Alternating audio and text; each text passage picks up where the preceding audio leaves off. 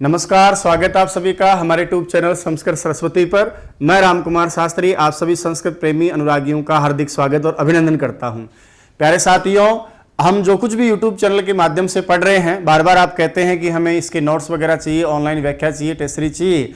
तो अब हम सबको जो भी सामग्री हम पढ़ रहे हैं उसकी ऑनलाइन टेस्ट सीरीज की व्याख्यात्मक वीडियो, साथ ही पीडीएफ नोट्स, ई नोट्स और ई बुक, प्रिंटेड नोट्स, ये सारी सामग्री यदि आप चाहते हैं तो आप Sanskrit Saraswati app mobile play store पर जाकर डाउनलोड करें, इंस्टॉल करें और पढ़ें। विस्तार पूर्वक से जो सामग्री आप यहां पढ़ रहे हैं उसकी सारी की सारी प्रिंटेड, ई बुक, ई नोट्स और ऑनलाइन टेस्ट सीरीज।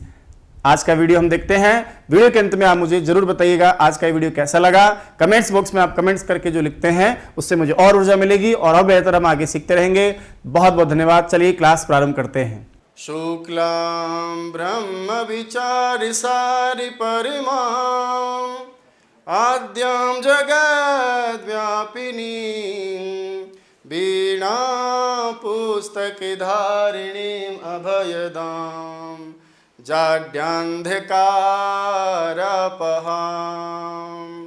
हस्ते स्फाटिकमालिकां विदधतीं पद्मासने संस्थितां वन्दे तां परमेश्वरीं भगवतीं बुद्धिप्रदां शारदां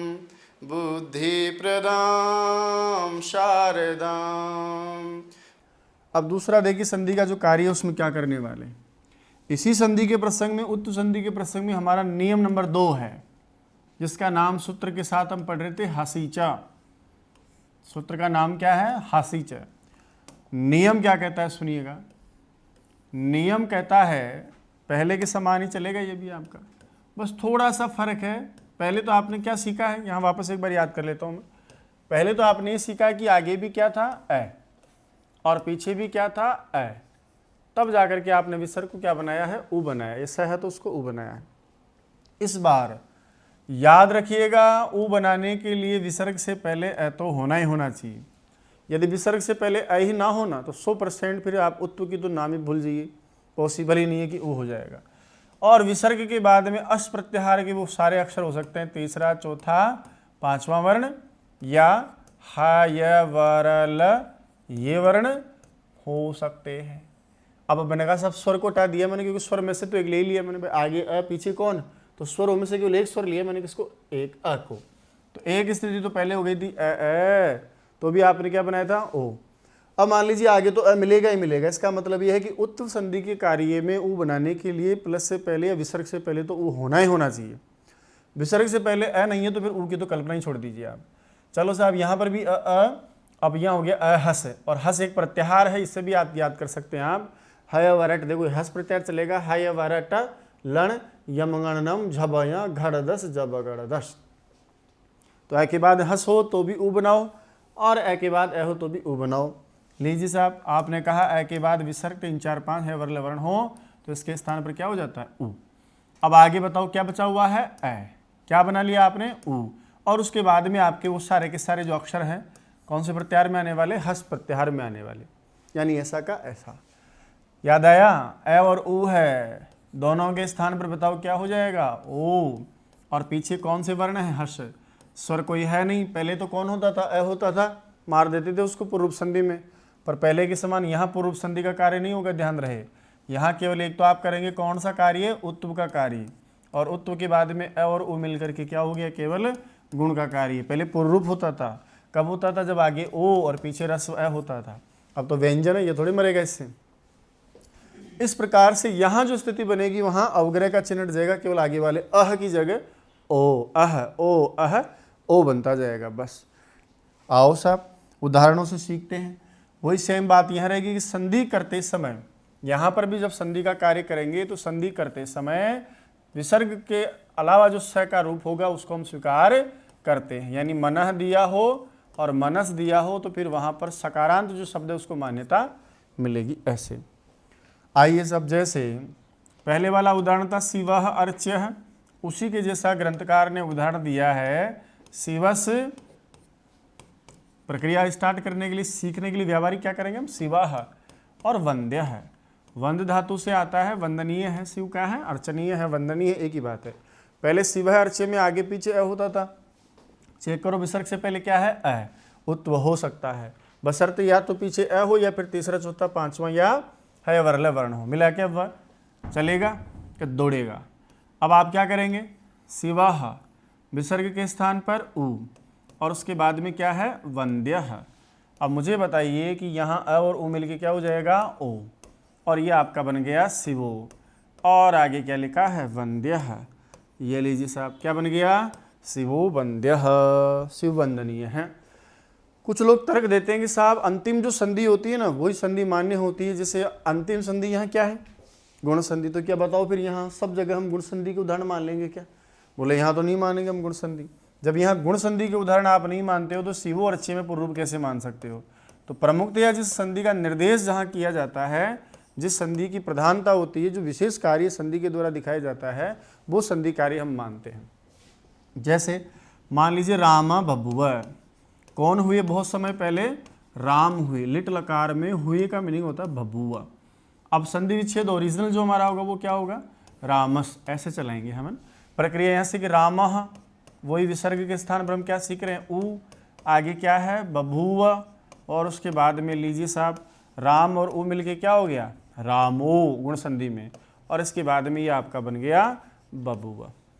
तो कहने का मतलब है कि यहाँ दो संधियों की समांतर साथ प्राप्त होती है। एक तो उत्व का कार्य आप लोग करते हैं, ये लीजिए साहब, और साथ में गुण का कार्य भी आप करते हैं इस प्रकार से। बाकी अन्य उदाहरण भी इसी तरह हम आगे सीखेंगे शॉर्टकट में।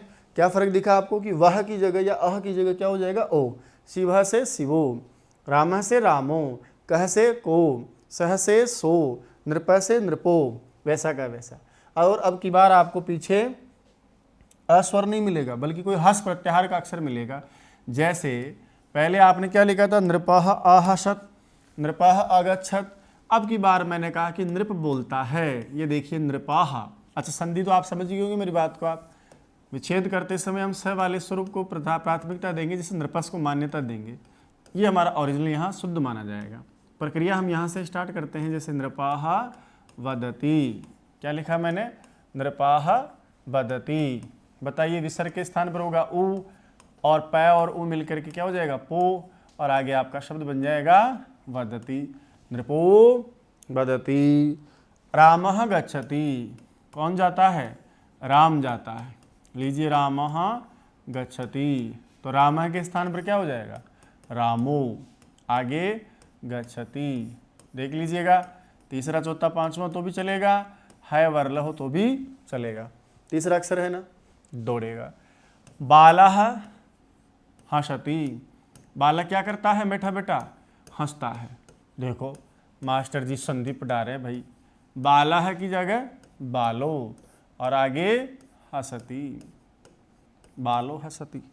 इसी प्रकार से पुरुषः गच्छति, पुरुषः गच्छति, क्या हो जाएगा, पुरुषो गच्छति, पुरुषः की जगह पुरुषो, और आगे गच्छति, पुरुषो गच्छति।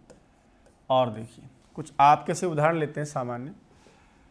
जैसे बुद्धः याति, याति का मतलब भी गच्छति होता है, या धातु होती है। बुद्धः याति है क्या, है वर्ल में यह चलेगा ना, दौड़ेगा। बुद्धः की जगह बुद्धो, आगे क्या है, याति। और देखिए अधोगति, अधः प्लस गति, अधः प्लस गति। बताइए आगे क्या है, अधो, पीछे मिला गति, क्या बन गया, अधोगति। अधः प्लस लिखितः, अधो लिखितः। मनः प्लस जाह, मनः प्लस जाह, चलेगा। तीसरा अक्षर है, मनः की जगह उत्व गुण होकर के मनो, और आगे जह। इसी प्रकार से मनः प्लस वृत्ति, मनः प्लस वृत्ति, मनः की जगह क्या होगा, मनो, और आगे क्या है, वृत्ति। और देखिए मनः प्लस रोगः, मनोरोगः, मनः प्लस रोगः, बताइए मन का रोग क्या कहलाएगा? मनोरोग कहलाएगा, मनोरोगः। इसी प्रकार अच्छा संधि विच्छेद में वो भी वापस साथ लेके चल रहा हूँ ताकि आप गड़बड़ नहीं करें, मानस को मान्यता दी जाएगी। इसी प्रकार से यशः प्लस गानम, यशः प्लस गानम क्या हो जाएगा? यशो गानम, यशः प्लस गानम यशो गानम, यशः प्लस धरा यशोधरा, यशः प्लस दा, ये बोलो साहब क्या बनेगा? यशोदा, यशः प्लस दा यशोदा, बन रहा है ना सभी में। तमोमय, तमः प्लस मायाः क्या बना लोगे? तमः की जगह तमो, पीछे है मायाः। रजः प्लस गुणाः क्या बन जाएगा? रजः, रजः की जगह रजो है क्या? तीसरा अक्षर क्या बन गया? रजो गुणा, ठीक है। वयः वृद्धः, उम्र में कोई बूढ़ा व्यक्ति है, ये देखो व आ गया ना, चलेगा ना, पहले ऊ करेंगे, वय ऊ, वयो वृद्धः। लास्ट में जो सबसे इंपॉर्टेंट उदाहरण है इसका, मनः प्लस रथः, है वर कार्य चलेगा ना, लीजिए साहब मनः की जगह मनो और आगे रथः। संधि विच्छेद करोगे तो मना रथ करेंगे या मनस रथ करेंगे? ये कई बार चैलेंजिंग आपके लिए परीक्षा में आता रहता है, इसको विशेष ध्यान रखेंगे। तो देखो तीसरा चौथा पांचवा या है वरा कोई सा भी अक्षर हो तो हम विसर्ग वाले ए के साथ में क्या पढ़ते हैं? डायरेक्ट ओ पढ़ते हैं। यही उत्तर संधि का प्रसंग है। फाइनल यदि मैं आपसे कहूँ कि आप समझे क्या हो, इस संधि में आपको समझ में क्या आया है, तो इधर देखिए आप एक बार वापस थोड़ा। मैं कहूं कि उत्तु संधि का कार्य कहाँ होता है, तो आपने देखा होगा या तो हो ए या फिर सीधा याद करो ए हश, क्या ए हश, ये तो है आपकी कौन संधि का कार्य? उत्तु संधि का कार्य। दोनों कंडीशंस में आप जो काम करेंगे उत्तु है। और मान लो भाई साहब विसर्ग के बाद हश ना हो, अश वर्ण आ जाए, अश का मतलब होता है इसमें स्वर भी जोड़ लो साथ में, तब फिर आपका कार्य हो जाता है, पता है कौन सा? ऋत्व का कार्य। यही नियम है, बस लिखो आप देखें।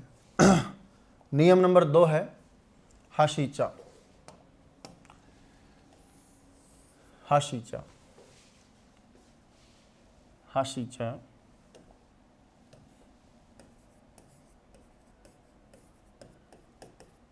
क्या कहता है? लिखें अर्थ, लिखिए विसर्ग से पहले रस्व अ हो,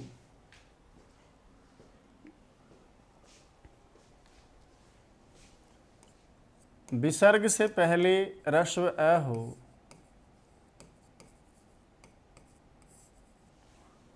तथा विसर्ग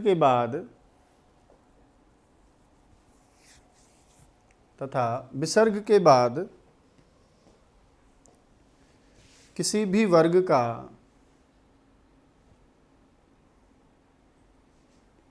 विसर्ग के बाद किसी भी वर्ग का तीसरा चौथा पांचवा वर्ण, तीसरा चौथा पांचवा वर्ण या हय वरल वर्ण हो, या हय वरल वर्ण हो, तो विसर्ग के स्थान पर उ हो जाता है। तो विसर्ग के स्थान पर उ हो जाता है।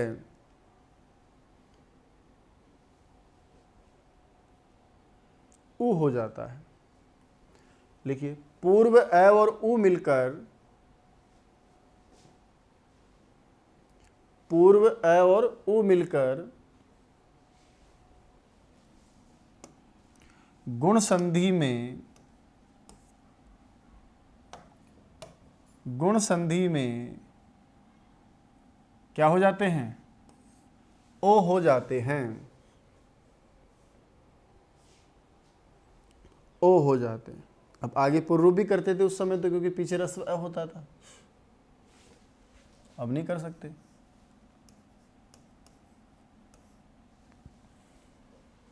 शॉर्टकट में लिखो साहब, अ विसर्ग हो, पीछे 3 4 5 है वर्ले, जिनको क्या बोलते हो आप, हस बोलते हो शॉर्टकट में।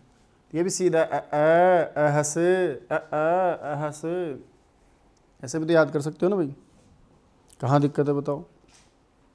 वो कहाँ बनाऊँ, है बना दो, अहस बना दो, नहीं है तो मत बनाओ, फिर रह का रह जाएगा आपका।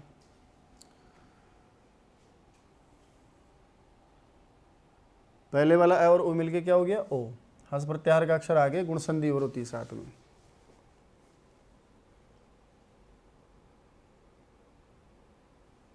उदाहरणों में आ जाओ आप, लिखिए वही शिवस, मान्यता इसी को मिलेगी, स वाले कोई शिवस, और आगे लिखो शिवः प्लस वन्द्यः, शिवः प्लस वन्द्यः,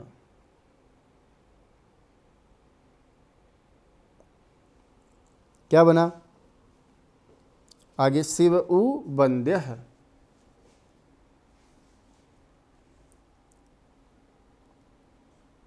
शिवो वन्द्यः, शिवो वन्द्यः।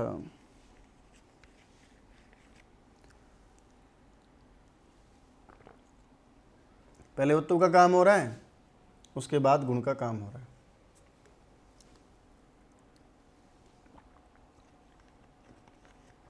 इसी प्रकार रामस करके लिखे, रामः प्लस बभूव,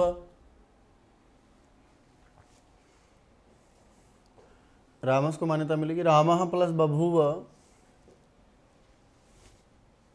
फिर आगे हम उसको बनाएंगे विसर्ग को उ, तो राम उ बभूव, और आगे रामो बभूव।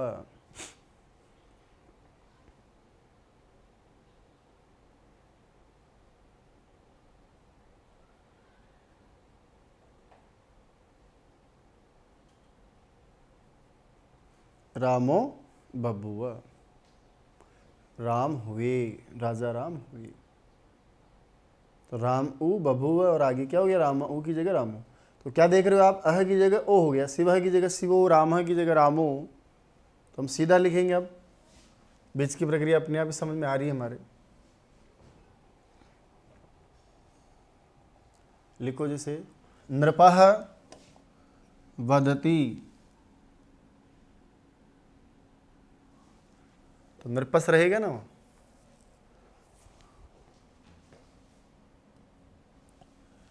नृपः वदति, तो क्या रूप बन जाएगा, नृपो वदति। बात समझ गए होंगे आप।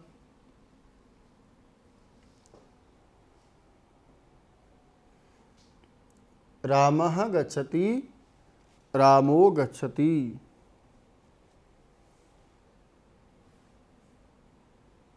रामः गच्छति, रामो गच्छति,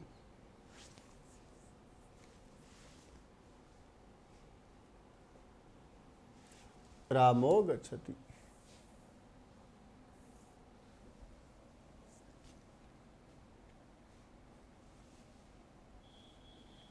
बालः हसति,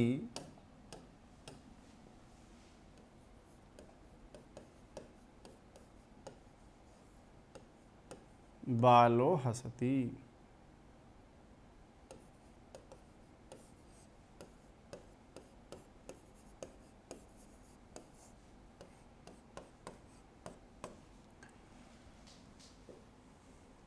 पुरुषः गच्छति, पुरुषो गच्छति,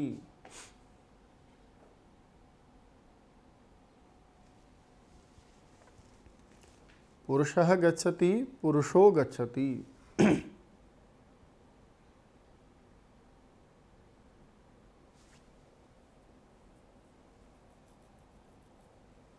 बुद्धः याति, बुद्धो याति, याति मतलब जाता है, बुद्ध जाता है, बुद्धो याति।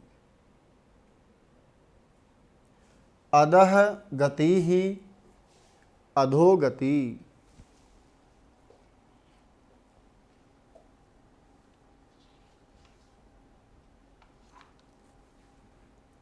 अधोगति। मनः प्लस ज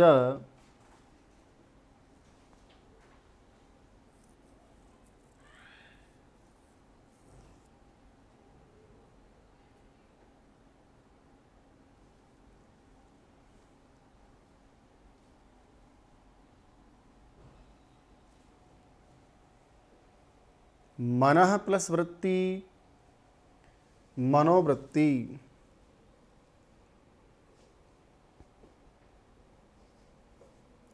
मनोवृत्ति,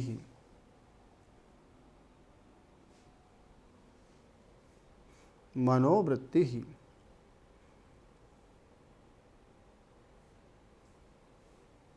मनोवृत्ति।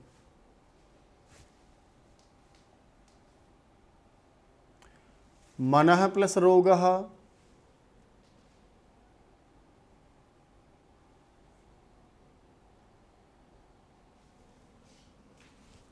ये सब जगह आप समझ जाना, यशस यशस तमस रजस वयस।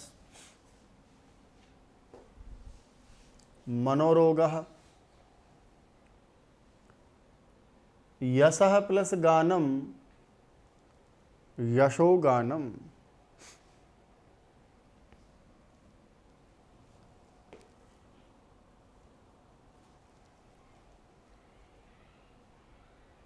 यशो गानम। यशः प्लस दा यशोदा,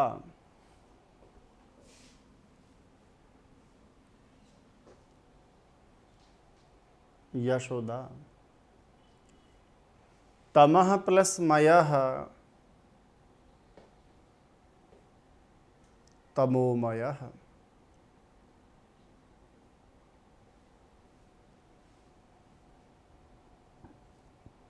तमोमयः। रजः प्लस गुणः रजः प्लस गुणः रजो गुणः,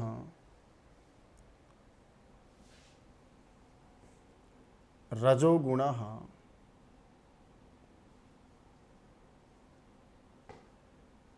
वयः प्लस वृद्धः वयोवृद्धः,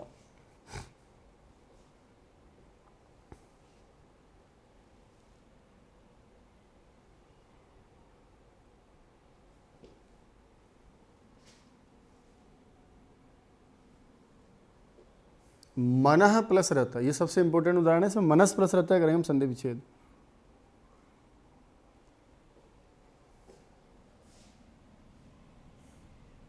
मनः तो मनस प्लस रहता है या मनः प्लस रहता है मनोरथ। ये परीक्षा में आता है। संधि विच्छेद आपको याद रखना, मैंने बोला स वाले माने जाएंगे सब में। जैसे यश में आप किसको रूप मानेंगे? यशस को मानेंगे। यश में यशस लिख लेंगे आप, इतना तो मैं समझता हूँ। यशस तमस रजस वयस, ऐसे। उधर भी हो जाएगा राम से रामस बालस पुरुषस बुद्धस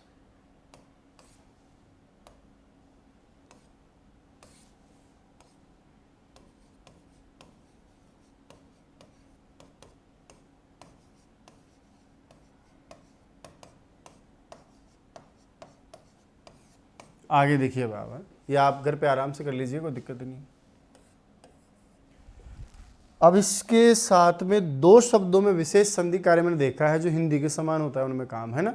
मैं चाहता हूँ कि उनमें आप गलती नहीं करें। विशेष मान लीजिए आप इसको, थोड़ा सा अलग है, हटके है। विशेष क्या है वो सुनिए आप। एक शब्द होता है आपका अंतः और एक शब्द होता है आपका पुनः। ये दोनों स्वाभाविक शब्द हैं और इनसे बनने वाले शब्द है ना वो गद्यांश पद्यांश में कई बार मिल जाते हैं। इन दोनों शब्दों के बाद में मान लीजिए कोई भी आपका ऐसा अक्षर हो जहां आपको लगे कि यार यहाँ तो अवर्ण है, या फिर आपको लग रहा है कि यहाँ तो कोई हर्ष प्रत्याहार का अक्षर है। अब आपको बताया कि देखो आगे भी अ है, पीछे अ रहेगा तो भी क्या होना चाहिए, उ होना चाहिए ना। और यदि विसर्ग है उसके बाद हर्ष प्रत्याहार का कोई अक्षर हो तो भी आपको लगेगा कि यार क्या होना चाहिए, विसर्ग के स्थान पर उ होना चाहिए। लेकिन याद रहे यहाँ उत्व नहीं होगा, बल्कि क्या होगा, उस विसर्ग के स्थान पर र का श्रवण ही होगा, यानी र ही सुनाई देगा। इस बात का ध्यान रखिए भैया। यानी उत्तु संधि में क्या पढ़ रहे थे, अ, लेकिन पुनर और अंतर का मामला हो, अंतः और पुनः शब्द हो, अ के बाद अ हो तो भी नहीं, अ के बाद हस हो तो भी नहीं, पुनः के बाद अ हो तो भी नहीं, पुनः के बाद अस हो तो भी नहीं। कैसे, तो उदाहरण से समझेंगे आप। जैसे पहला शब्द है हमारा अंतः, मैंने कहा अंतः प्लस अंगः। अब आप देखिए, देखो सेम टू सेम शिवः प्लस अर्चे की तरह का मामला है ना। अब लगेगा कि क्यों ना मैं यहाँ ओ बना दूं, लेकिन याद रखिएगा यहाँ ओ नहीं बनेगा। अंतः शब्द के बाद विसर्ग को चाहे अ पर में हो चाहे हस पर में हो ऊ मत बनाना, आप उसको क्या मिलेगा, र मिलेगा भाई साहब। अब जैसे ही आप र बनाओगे तो अंतर आधा र उसमें पूरा अ मिल जाएगा, तो आपका शब्द क्या बन जाता है, अंतरंगः। और देखिए अंतः अस्ति, अंतः अस्ति, तो अंतोस्ति नहीं बनेगा, अंतरस्ति बनेगा, अंतरस्ति। यदि मान लीजिए तीसरा चौथा पांचवा अक्षर हो तो भी वो नहीं बनेगा। जैसे अंतः है ना अवलोकनम, अंतः अवलोकनम, या अंतः आत्मा, क्या बनेगा, अंतरात्मा। ये देखिए अंतरात्मा। इसी प्रकार पुनः शब्द में भी ऐसा ही है, पुनः प्लस अवलोकनम, आगे भी अह पीछे भी अह, पुनोवलोकनम होना चाहिए ना, लेकिन नहीं होता। क्या रहता है, बोले पुनः के विसर्ग का र, उसमें अ मिलेगा, आगे क्या है वलोकनम, तो ये मिला दिया, देखो वलोकनम, पुनरावलोकनम। इसी प्रकार से पुनः प्लस अपि, पुनः प्लस अपि, पुनरपि। समझ रहे हो बात को। पुनः प्लस अम्बसा, पुनरम्बसा, पुनः प्लस गणना, पुनर्गणना। ठीक है, तो मेरे कहने का मतलब है कि उत्व का प्रसंग पुनः और अंतः के साथ मत करना आप। जैसे अंतः प्लस निहितम, क्या बनेगा, अंतर्निहितम।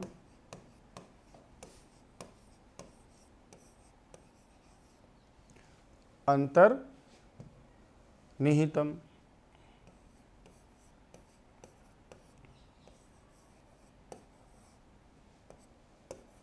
ठीक है, लिख लो आप इसको विशेष में, अच्छा नियम है, ध्यान रहे, लिखो अंतः और पुनः के बाद, अंतः और पुनः के बाद रस्व अ या हस्वर्ण होने पर भी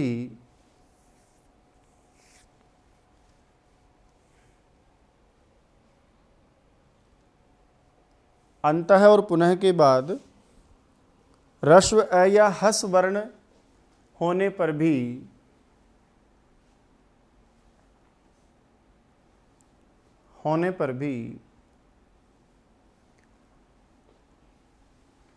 विसर्ग को उत्व कार्य नहीं होता,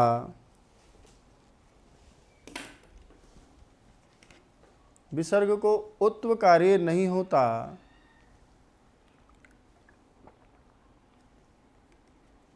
अपितु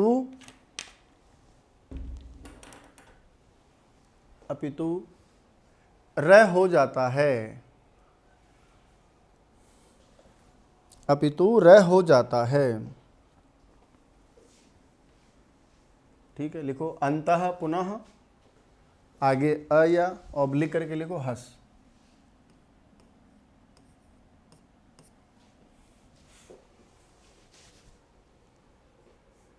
अंतः पुनः विसर्ग है, अ हो चाहे हस हो, दोनों नियम फेल हो जाएंगे यहाँ। देख रहे हो ना, अहस अहस, तो र होगा उसको, है ना। अंतः पुनः के विसर्ग को र होता है। जैसे अंतः प्लस अंगः, उदाहरणों में चलिए आप, अंतः अंगः बन जाएगा अंतरंगः।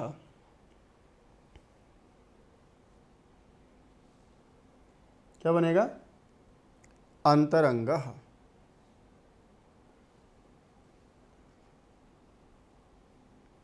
अंतः प्लस अस्ति अंतरस्ति,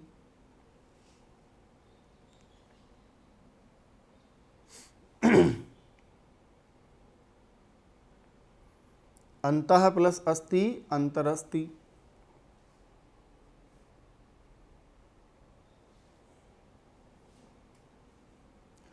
अंतः प्लस आत्मा बन जाएगा अंतरात्मा।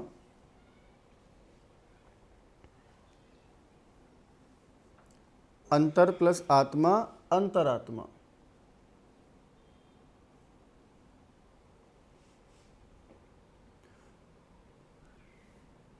पुनः प्लस अवलोकनम, पुनः प्लस अवलोकनम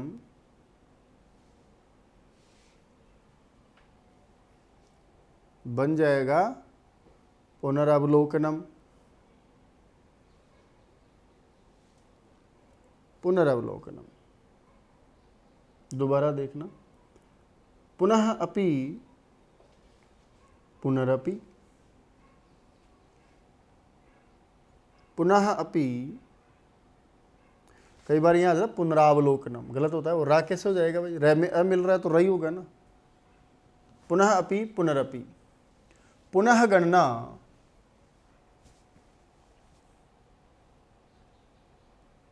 पुनर्गणना।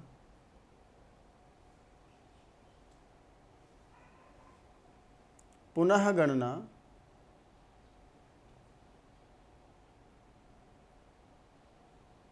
पुनर्गणना। अंतःनिहितम अंतर्निहितम,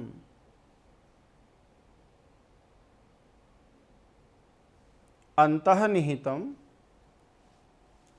अंतर्निहितम। हो रहा होगा संशय की पता नहीं सर ये बार बार क्या हो रहा है। 3 नियम अब तक आपने पढ़े हैं।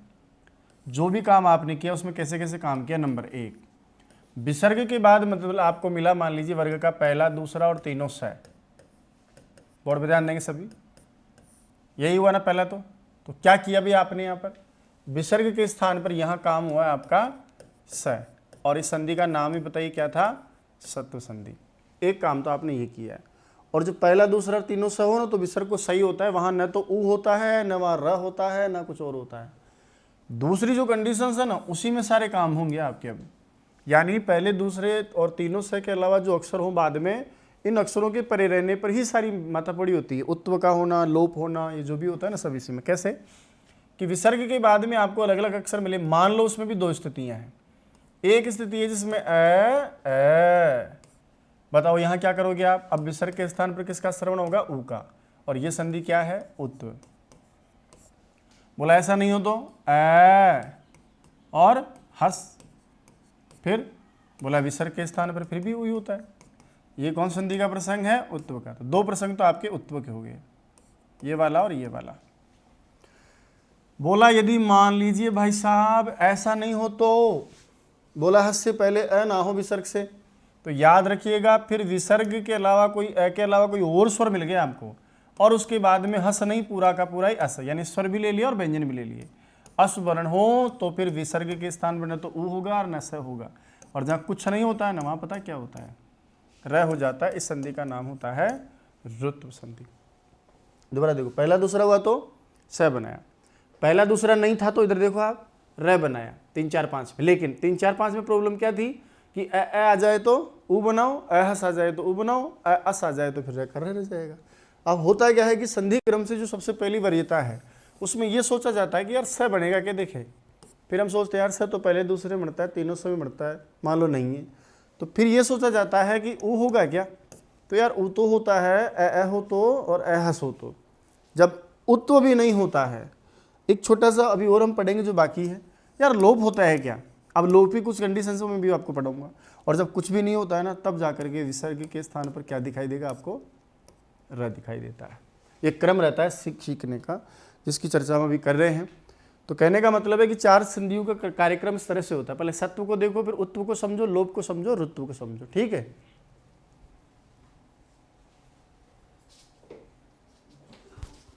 तो दोस्तों ये थी आज की क्लास, एक नए अंदाज में, एक नए विषय वस्तु के साथ, एक नए तरीके के साथ। आशा करता हूं आज का वीडियो आपको बहुत अच्छा लगा होगा। आज की क्लास आपकी प्रतियोगी परीक्षा के लिए बहुत लाभदायक रहेगी।